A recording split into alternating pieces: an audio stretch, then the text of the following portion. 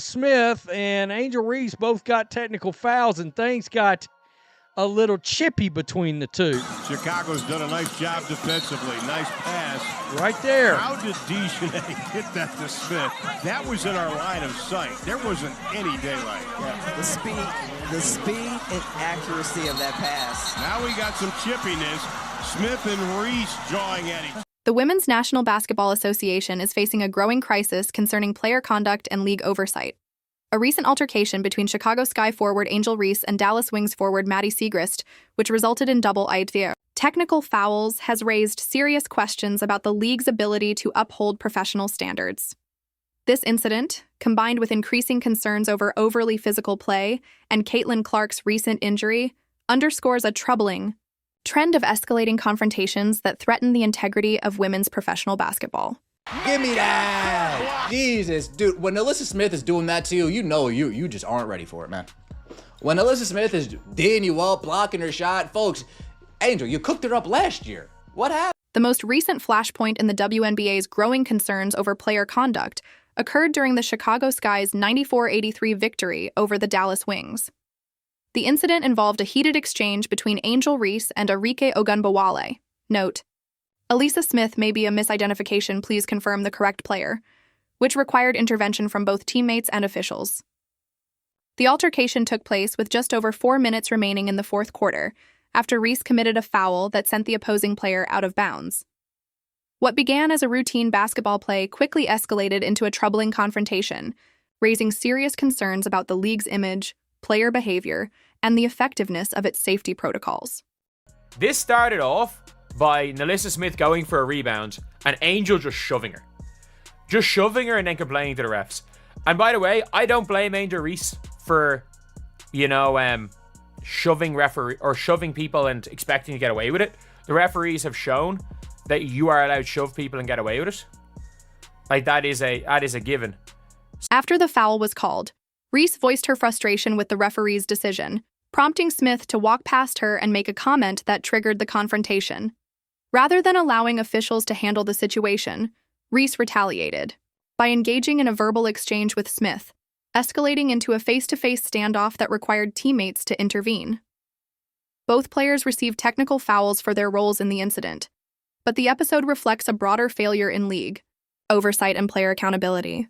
If I was to take bets in this, NaLyssa Smith versus Angel Reese, I'm putting all of my $2.47. I'm putting all of that on NaLyssa Smith. All right, I'm not sure it would be even close. Like, I'm not sure Angel Reese would actually want that to turn into something where hands are involved. The confrontation was not an isolated display of competitive passion, but part of an ongoing pattern of aggressive behavior between these specific players. According to reports, Reese and Smith have a history of verbal exchanges dating back to the 2024 season, when Reese was a rookie and Smith was playing for the Indiana Fever. This historical context suggests that the WNBA has failed to adequately address persistent interpersonal conflicts between players before they escalate into public incidents that harm the league's reputation. Was it the Indiana Fever on the jersey that made you go extra hard? Was it that other player on that team that was like, oh, that 22, oh, I really want to show her something? Is that what really made it? Because in these matchups against the Dallas Wings, you really haven't been anything special at all. Maybe NaLyssa Smith was tired of seeing her in a meme all offseason. NaLyssa's like, you know what? That next time I play her, I'm not going to let her cook me and do me like that. If you're enjoying this, please subscribe. The manner in which this confrontation unfolded reveals deeper concerns about player discipline and emotional control. Smith's frustration was evident when she slammed the ball on the ground following the foul, while Reese's decision to shift from arguing with the referees to engaging directly with Smith highlights a troubling lack of professional restraint. The fact that teammates had to physically separate the players indicates that the situation escalated beyond normal competitive intensity, entering territory that could have led to more serious consequences. The WNBA's response to the incident has been notably restrained. Both players received standard technical fouls, but no further disciplinary action was taken. This measured response stands in stark contrast to the potentially volatile nature of the confrontation and raises questions about whether the league is taking sufficient steps to address escalating patterns of aggressive behavior, while the technical fouls acknowledge that both players crossed professional boundaries. The absence of additional consequences may send the message that such conduct carries minimal risk, an implication the league can ill afford as it works to build its reputation and protect player safety. If you guys don't remember, like, even last season, the two of them were getting into it through the entire season. The two of them were getting into it, and you saw literally when the referees tried to break it up, you saw them just go like, don't. Like, the two of them want to get into it. And again, this is a rival. The Reese Smith altercation cannot be viewed in isolation. It must be understood as part of a broader pattern of increasingly aggressive behavior that has characterized recent WNBA seasons. One of the most notable prior incidents involved Angel, Reese and Caitlin Clark during their season opener, when a hard basketball play escalated into a confrontation requiring official review and resulted in multiple fouls. In that game, Clark committed what officials ultimately ruled a flagrant foul on Reese, leading to technical fouls for both Reese and Indiana Fever forward Aaliyah Boston. The Clark-Reese incident provides important context for understanding the current state of player conduct in the WNBA. While Clark described her foul as simply a good take foul and insisted there was no malicious intent, the official's decision to label it flagrant reflects how even routine plays are now being scrutinized more heavily amid a climate of heightened physicality.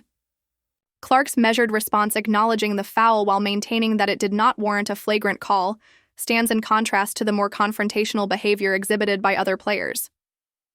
The rising number of technical fouls and heated exchanges points to a systemic issue, not just isolated player conflicts.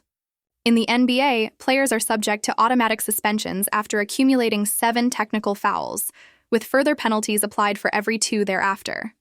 This rule reflects a recognition that repeat infractions signal a larger problem. Yet, in the WNBA, the continued frequency of these confrontations suggests that current disciplinary measures may not be sufficient to deter aggressive behavior and maintain the league's professional standards. Perspective on the flagrant foul, and what was the point you were trying to make to her? It's just a good take foul, you know. If either Angel gets wide open 2 points, or we send him to the free throw line. Nothing malicious about it. It's just a good take foul. Every basketball player knows. The proliferation of on-court confrontations and technical fouls carries serious implications for the WNBA's efforts to establish itself as a premier professional sports league.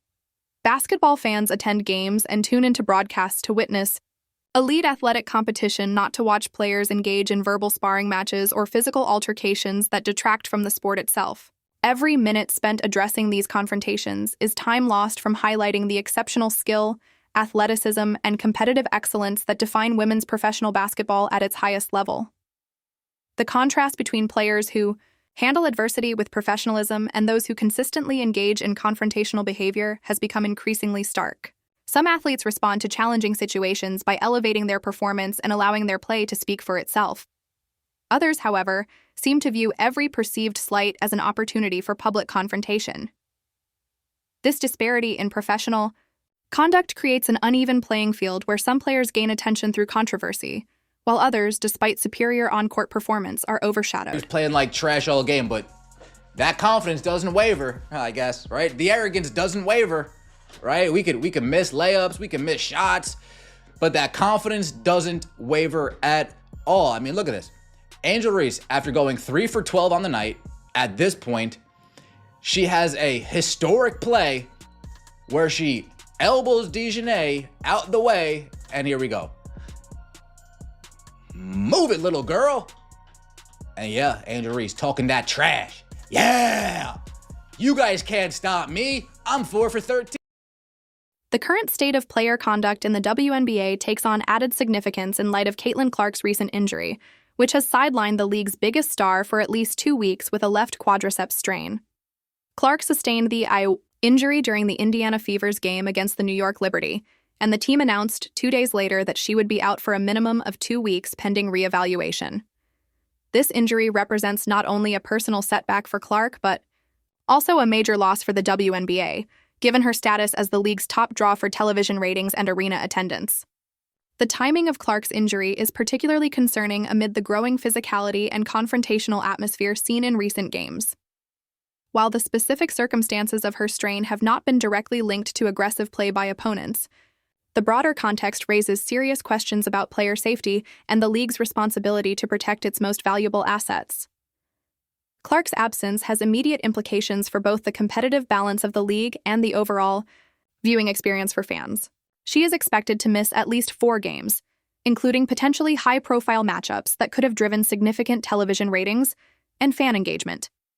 The impact of her absence is underscored by the shift in her MVP odds from plus 115 to plus 250 following the injury announcement, highlighting just how closely competitive expectations and commercial interests are tied to her presence on the court. WNBA might as well just name Caitlin Clark the MVP right now, because so far she's missed 2 games due to injury, and not only have the Fever lost both games, but now in this one, they lost to quite possibly the worst team in the league, which just shows how important of a piece she is to that team. She's averaging 19 points, 9 assists, and 6 rebounds a game this year in the 4 games she played. She is super important to that team, and it's proving it that she is the most valuable player on that team. The stark contrast between Caitlin Clark's professional approach to on-court incidents and the confrontational behavior exhibited by some other players has become increasingly apparent this season. During the controversial incident with Angel, Reese Clark maintained that her foul was not malicious but simply part of standard basketball play. Her calm and composed response reflected the kind of mature perspective that professional athletes should model when addressing tense in-game situations. By acknowledging the foul while clearly explaining her intent, Clark demonstrated a level of professional communication that sets a standard for how players should handle controversy. Clark's injury and subsequent absence further underscore the importance of protecting players who positively contribute to the league's image and commercial appeal. While she consistently focuses on performance and professionalism, other players appear more intent on generating viral moments and controversy, an approach that may create short-term buzz, but ultimately undermines the credibility of the sport.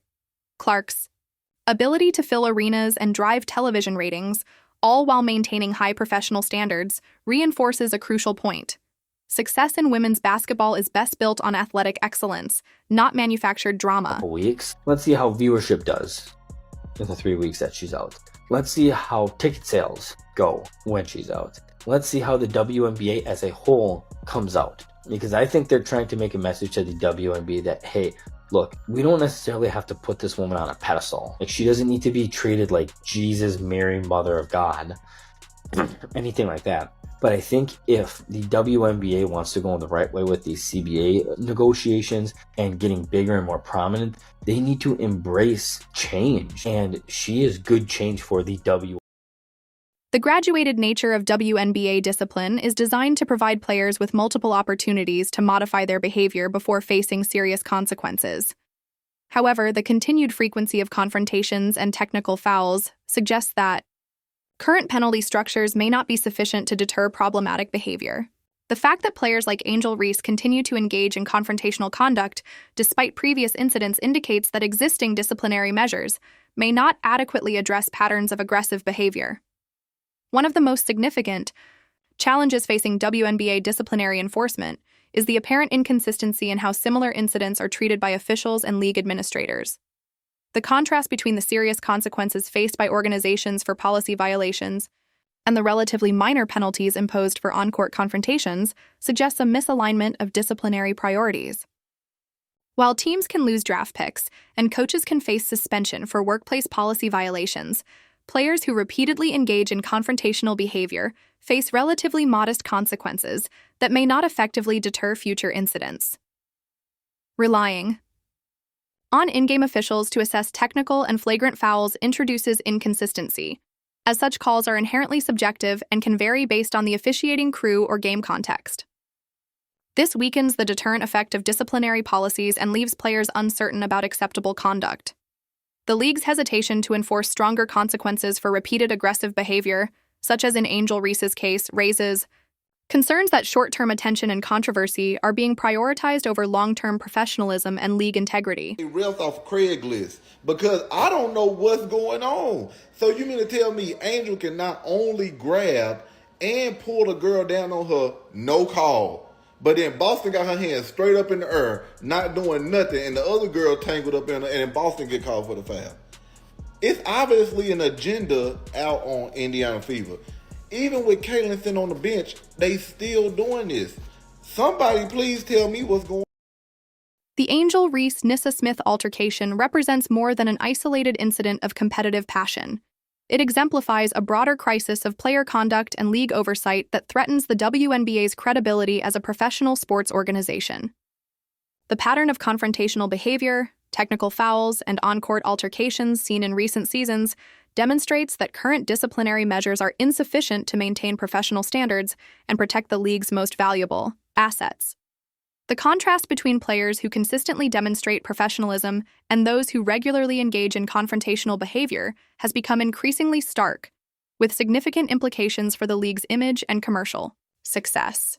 While Caitlin Clark's injury highlights the importance of protecting elite athletes who contribute positively to the sport's growth, the ongoing confrontational behavior of some players suggests that the league has yet to adequately prioritize professional development and conduct standards.